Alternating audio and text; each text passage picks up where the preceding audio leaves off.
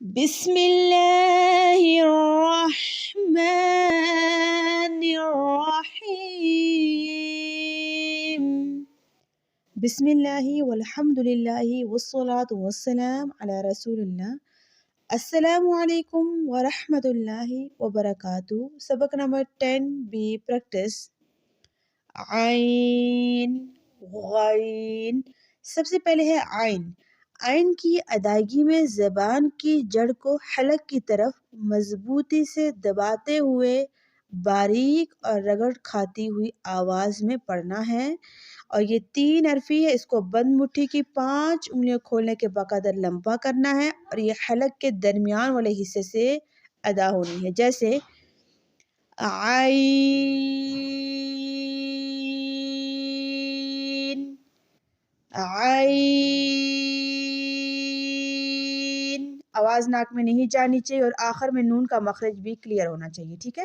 عین۔ آگے ہے غین۔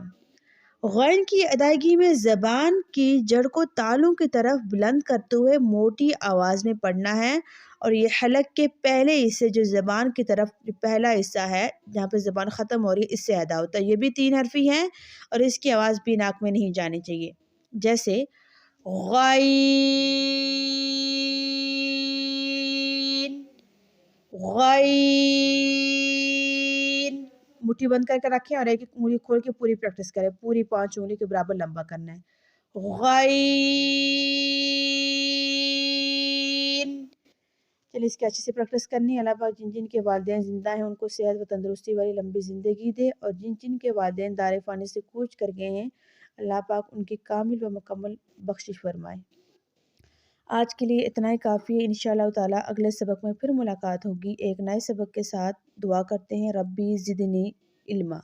والسلام علیکم ورحمۃ اللہ وبرکاتہ۔